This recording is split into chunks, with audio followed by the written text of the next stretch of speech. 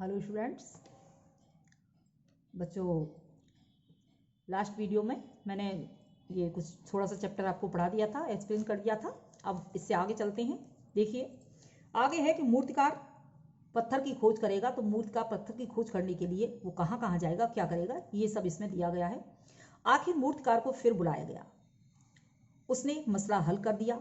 वह बोला, पत्थर की किस्म का ठीक पता नहीं चला तो परेशान मत होइए, मैं हिंदुस्तान के हर पहाड़ पर जाऊंगा और ऐसा ही पत्थर खोज कर लाऊंगा।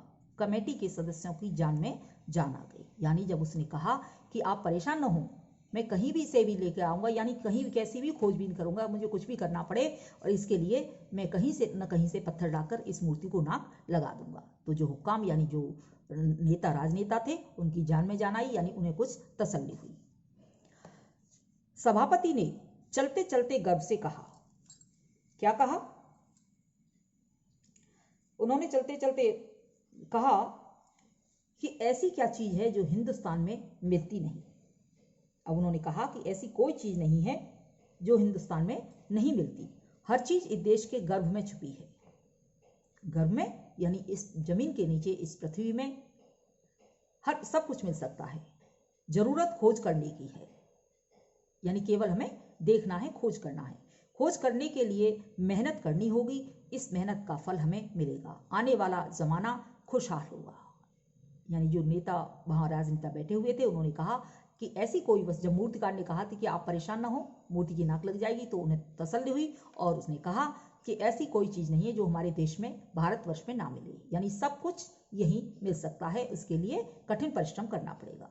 यह छोटा सा भाषण फौरन अखबारों में छप गया। अब यानी ये जो बातें हुई ये सभी अखबारों में छप गई, क्योंकि अखबार वालों को, जो संपादक होते हैं, जो पत्रकार होते हैं, उनको कुछ ना कुछ बातें चाहिए अखबार बढ़ने के लिए। तो उन्होंने ये जो बातें हुई उसके मूर्तिकार के और नेताओं के बीच में, ये सारी बातें उसने अखबार में छाप दी।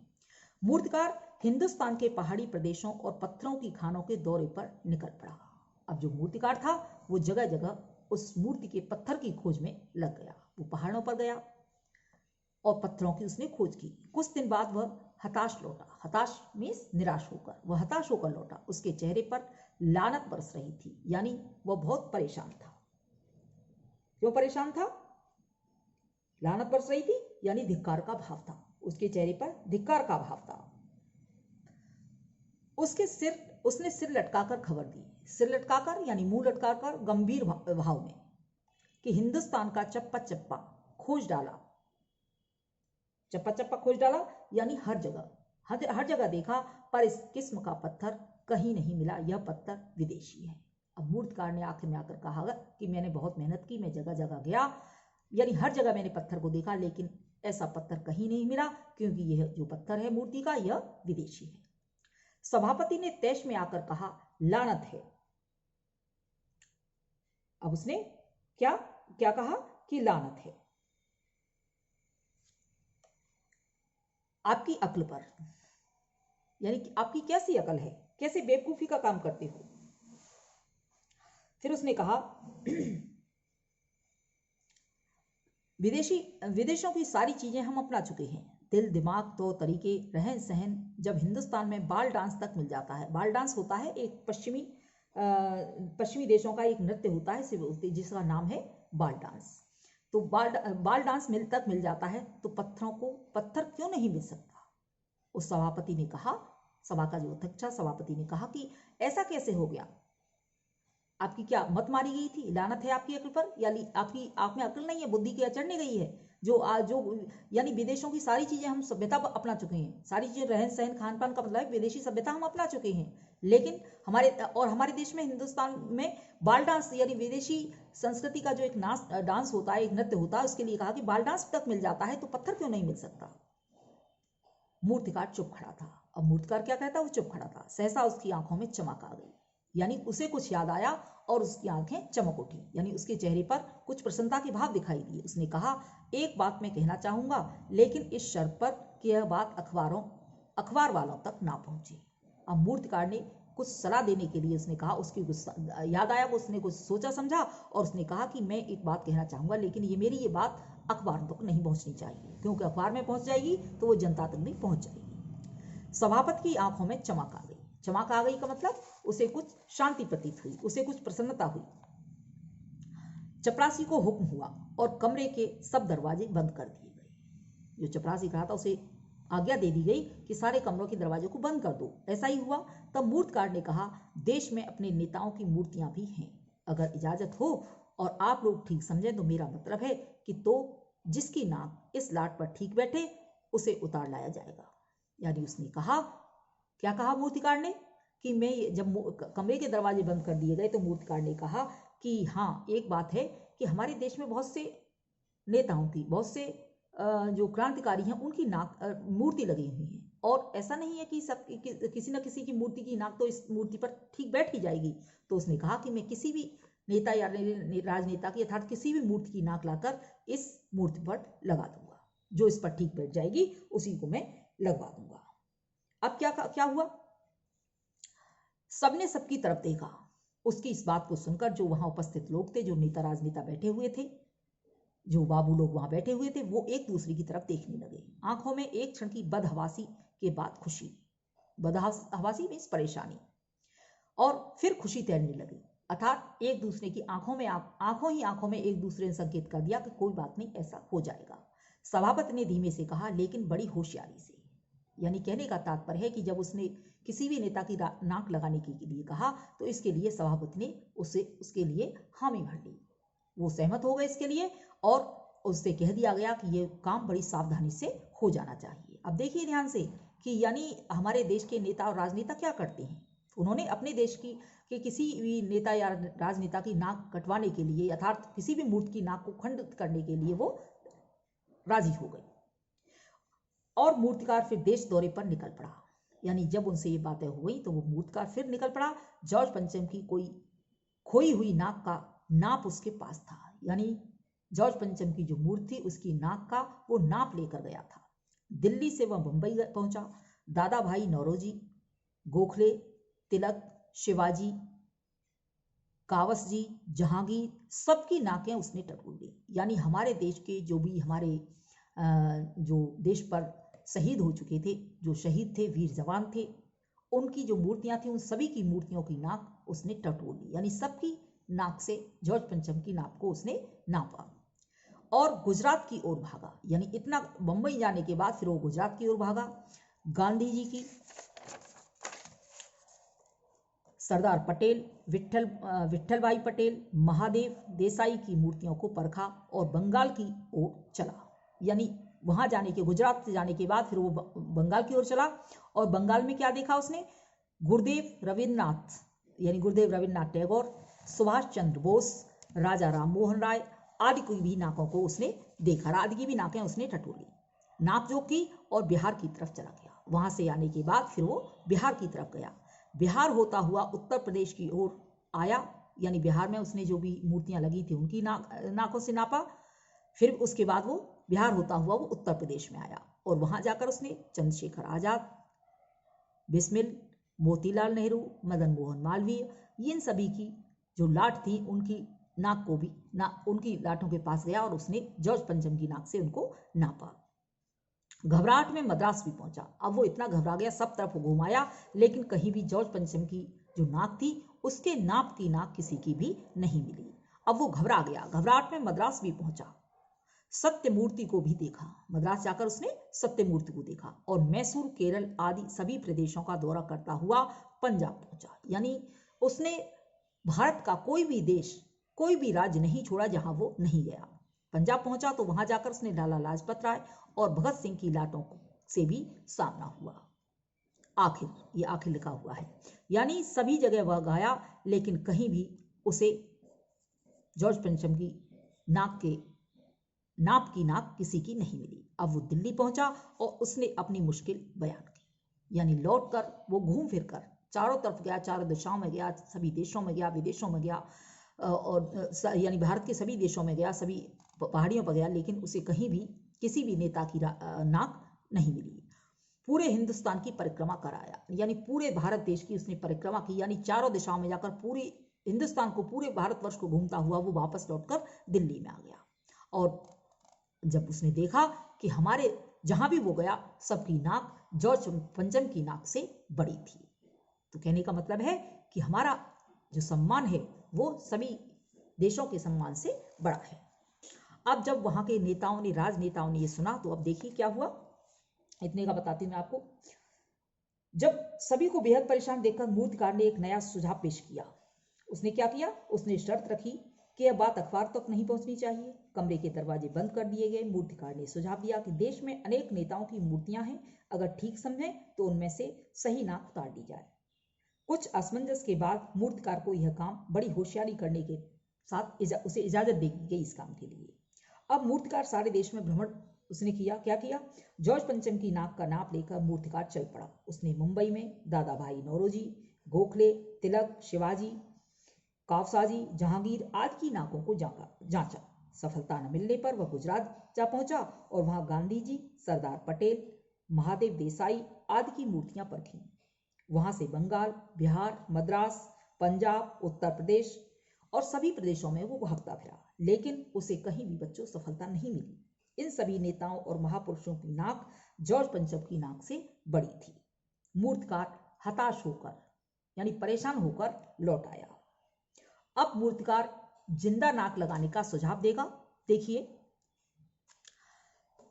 राजधानी में सब तैयारियां थीं।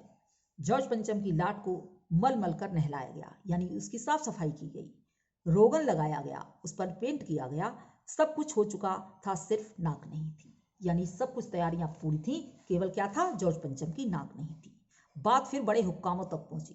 बड़े हुक्कामों मीन्स बड़े बड़े नेताओं तक, बड़े राजनेताओं तक पहुंची। बड़ी खलबली मची। अगर जॉर्ज पंचम के नाक न लग पाई तो फिर रानी का स्वागत करने का मतलब, यानी प्रश्न चिन्ह लगना था कि यदि जॉर्ज पंचम की मूर्ति पर नाक नहीं होगी तो रानी का स्वागत हम कैसे करेंगे, यानी किस मुख से उनका स्वागत करेंगे, कैसे अपना मुख दिखाएंगे। यह तो अपनी नाक कटाने वाली बात थी, यानी इसमें अपनी बहुत बदनामी होगी, बहुत निरादर होगा, बहुत, यानी ये बात जो नाक कटने वाली बात थी, जॉर्ज पंचम की नाक नहीं होगी तो इसमें हमारा भी सम्मान जाता रहेगा।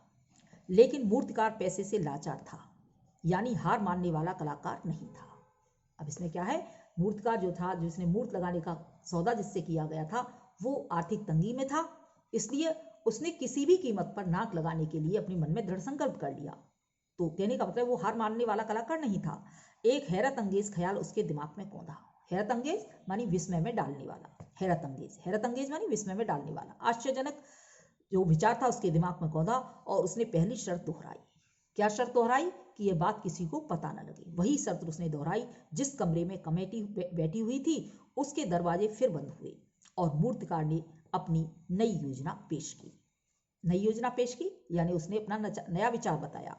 चूंकि नाक लगना एकदम जरूरी है, इसलिए मेरी राय है कि 40 करोड़ में से कोई एक जिंदा नाक काट कर लगा दी जाए। अब उसने कहा कि हमारे देश की, उस समय हमारे देश की जनसंख्या 40 करोड़ थी, तो उसने कहा है कि 40 करोड़ लोगों में से किसी एक की अगर जिंदा नाक काट कर इस मूर्ति को लगा दी जाए तो कोई बुराई की बात नहीं। ये सब उसने क्या किया, बंद कमरे में नेताओं को सलाह दी। इसी बात के साथ ही सन्नाटा छा गया। अब ये सुनकर बच्चों, जो नेता राजनेता वहां उपस्थित थे, जो कमेटी के लोग थे, सब सुनकर दंग रह गए, यानी सब चुप्पी साध ली सबने। एकदम सन्नाटा, एकदम शांत वातावरण होगा, किसी के मुंह से कुछ आवाज नहीं निकली। कुछ मिनटों की खामोशी के बाद सभापति ने सबकी तरफ देखा, यानी कुछ समय ऐसा ही शांत वातावरण रहा। उसके बाद जो सभापति थे उन्होंने सब लोगों की तरफ देखा। सबको परेशान देखकर मूर्तिकार कुछ अचकचाया अर्थात वो चौंक उठा, बहुत चक्का रह गया। उसे अपने मन में उसे संशय उत्पन्न हुआ, क्योंकि उसने सबको शांत देखा, इसलिए वो कुछ सोचने लगा कि कहीं मैंने कुछ गलत कह दिया, और धीरे से बोला, आप लोग क्या घबराते हैं। उस मूर्तिकार ने उनसे कहा कि आप लोग घबराते क्यों हैं, यह काम मेरे ऊपर छोड़ दीजिए, नाक चुनना मेरा काम है, आपकी सिर्फ इजाजत चाहिए। उसने कहा कि आप लोग घबराएं नहीं, ये काम मेरा है कि मैं किस प्रकार नाक लगाऊंगा। आप घबराएं नहीं, केवल मुझे इसकी इजाजत दे दें और नाक चुनना या नाक लगाना मेरे ऊपर छोड़ दें, ये बात किसी को मालूम नहीं होनी चाहिए। कानाफूसी हुई। कानाफूसी जैसे किसी के कान में बात कहते हैं, चुपके से धीरे से बताते हैं, कानाफूसी, और मूर्तिकार को इजाजत दे दी गई। यानी एक दूसरे की ओर देखा, लोगों ने आपस में एक दूसरे से कान में बात की, बहुत धीरे से बात की, और फिर उसको मूर्तिकार को आज्ञा दे दी कि इजाजत दे दी उसको कि ऐसा तो कर दो। अखबारों में सिर्फ इतना छपा कि नाक का मसला हल हो गया और राजपथ पर इंडिया गेट के पास वाली जॉर्ज पंचम की लाट के नाक लग रही है। यानी अखबार में ये सूचना दे दी गई, ये छपवा दिया गया कि जॉर्ज पंचम की जो मूर्ति है उस पर नाक लग रही है। यानी कहीं से भी करके उस पर नाक लग रही है। ये नहीं बताया कि पत्थर कहाँ से आया है, कैसे लगेगा, कहाँ से पत्थर लाया गया है, कब की मूर्ति है, ये कुछ नहीं। केवल ये कह दिया गया कि जॉर्ज पंचम की लाट को नाक लगेगी। नाक लगने से पहले फिर हथियारबंद पहरेदारों की तैनाती हुई। यानी जो पहरेदार पहले खड़े थे ऐसे ही पहले की तरह ही वहां हथियारबंद यानी हथियार ले लेकर वहां पहरेदार खड़े हो गए। मूर्ति के आसपास का तालाब सुखाकर साफ किया गया। उसकी रवाब निकाली गई। रवाब मीन्स उसकी जो मिट्टी जो कीचड़ होती है वो निकाली गई और ताजा पानी डाला गया ताकि जो जिंदा नाक लगाई जाने वाली थी वह सूखने न पाए। इस बात की खबर जनता को नहीं थी। यह सब तैयारियां भीतर ही भीतर चल रही थीं। रानी की आने का दिन नजदीक आता जा रहा था। मूर्तिकार खुद अपने बताए हल से परेशान था। जिंदा नाक लाने के लिए उसने कमेटी वालों से कुछ और मदद मांगी, वह उसे दे दी गई। कुछ और मदद मांगी यानी कुछ और पैसे लिए उसने और वो पैसे भी उसे दे दिए गए, लेकिन इस हिदायत के साथ कि एक खास दिन, हिदायत के साथ यानी उसे ये समझा दिया गया। क्या समझा दिया गया? हिदायत मीन्स उसे आदेश दे दिया गया, उसे निर्देश दे दिया गया कि एक खास दिन हर हाल में ये नाक लग जानी, यानी कोई एक दिन निश्चित कर दिया गया, उसे निर्देश दे दिया गया कि इस दिन तक मूर्ति के नाक लग जानी चाहिए। और वह दिन आया, जॉर्ज पंचम की नाक लग गई। सब अखबारों ने खबरें छापी कि जॉर्ज पंचम की जिंदा नाक लगाई गई है, यानी ऐसी नाक जो कतई पत्थर की नहीं लगती। लेकिन उस दिन, किस दिन? जिस दिन नाक लगी। लेकिन उस दिन के अखबारों में एक बात गौर करने की थी। उस दिन देश में कहीं भी किसी उद्घाटन की खबर नहीं थी। किसी ने कोई फीता नहीं काटा था, कोई सार्वजनिक सभा नहीं हुई थी, कहीं भी किसी का भी अभिनंदन नहीं हुआ था, कोई मानपत्र भेंट करने की नौबत नहीं आई थी, किसी हवाई अड्डे या स्टेशन पर स्वागत समारोह नहीं हुआ था, किसी का ताजा चित्र नहीं छपा था। सब अखबार खाली थे। पता नहीं ऐसा क्यों हुआ था। नाक तो सिर्फ एक चाहिए थी और वह भी बुद्ध के लिए, बुद्ध कहते हैं मूर्ति के लिए, उस मूर्ति के लिए। तो बच्चों, राजधानी में रानी के स्वागत की सारी तैयारियां चल रही थी। मैंने पढ़ाया, इसके बारे में बताती हूँ। जॉर्ज पंचम की मूर्ति को बहुत रगड़ रगड़ कर पूरी तरह से उसे साफ कर दिया गया, लेकिन नाक होना अभी बाकी था। सभी अधिकारी परेशान थे। नाक लगाने की तैयारियां चल रही थी। बड़े अधिकारियों तक बात पहुंची तो इस बात के लिए खलबली मच गई। खलबली मच गई यानी सब हड़बड़ा गई, बहुत परेशान हो गई। मूर्तिकार के दिमाग में एक आश्चर्यजनक विचार आया। उसने बंद कमरे में सुझाव रखा कि भारत के 40 करोड़ लोगों में से एक की नाक जॉर्ज पंचम के लगा दी जाए। कमेटी में सन्नाटा छा गया। मूर्तिकार ने कहा कि नाक लगने की जिम्मेदारी उसी की है, यानी उसने सबको सांत्वना दी कि आप परेशान ना हो, ये जिम्मेदारी मेरी है, केवल उसे इस काम की अनुमति दे दी जाए। मूर्तिकार को इजाजत दे दी गई। अंत में पहरेदार वहां खड़े कर दिए गए और जॉर्ज पंचम की जिंदा नाक लगा दी गई। सारे अखबार खाली थे। सारे अखबारों में यह समाचार छपा था कि जॉर्ज पंचम की जिंदा नाक लगा दी गई है। लेकिन उस दिन अखबारों में बच्चों कहीं भी किसी भी कोई उद्घाटन सभा का, किसी अभिनंदन का, किसी स्वागत समारोह का कोई भी समाचार नहीं छपा था। अर्थात पूरे समाचार पर जितने भी जो न्यूज़पेपर थे, जो अखबार थे, वो सब खाली थे। क्यों खाली थे? क्योंकि जॉर्ज पंचम की जिंदा नाक लगा दी गई थी। कहने का तात्पर्य है कि हमारे यहाँ के नेता, राजनेता को किसी की परवाह नहीं, किसी के सम्मान की, किसी क्रांतिकारी के सम्मान की, किसी नेता की परवाह नहीं होती, केवल उन्हें अपने सम्मान की परवाह होती है। इसलिए उन्होंने ऐसा कदम उठाया कि जिंदा नाक लगवा दी गई और इसी कारण उस दिन के अखबार खाली थे। क्योंकि यदि अखबार में कुछ भी छापा जाता तो वो बातें जनता तक पहुंच जाती, इसलिए सारे अखबार खाली थे। केवल एक ही बात छपी हुई थी उसमें कि जॉर्ज पंचम की मूर्ति को जिंदा नाक लगा दी गई है। तो बच्चों, ये व्यंग आपको मैंने पढ़ाया। इस व्यंग में आपको क्या अच्छा लगा, ये अपने सुझाव मुझे बताइए। जैसे भी क्लास लगती है मैं आपसे इसके बारे में पूछूंगी, इसके वर्ड मीनिंग और इसके क्वेश्चन आंसर। आपको फॉरवर्ड करूंगी। बच्चों पत्रकार और पत्रकारिता, इसे और मैं बता दे रही हूँ, पत्रकार कौन होते हैं और पत्रकारिता क्या होती है। पत्रकार का मतलब होता है कि जो लोग समाचार पत्रों में खबरें छापने के लिए देते हैं वो होते हैं पत्रकार। और समाचार, देश विदेशों से जो समाचार आते हैं, जो समाचार भेजते हैं किसी वीडियो के जरिए, किसी मैसेज के जरिए जो समाचार भेजते हैं, और जो संपादक होते हैं उन्हें छापते हैं, उन्हें पढ़ते हैं। तो पत्रकारिता का मतलब होता है कि जो लोग पत्रकारिता करते हैं, अर्थात जो समाचार पत्रों को एकत्र करके लोगों तक पहुंचाते हैं, वही पत्रकारिता होती है। और पत्रकार जो पत्रकारिता करते हैं, यानी जो समाचार देने वाले होते हैं, जो समाचार भेजने वाले होते हैं, वो पत्रकार होते हैं।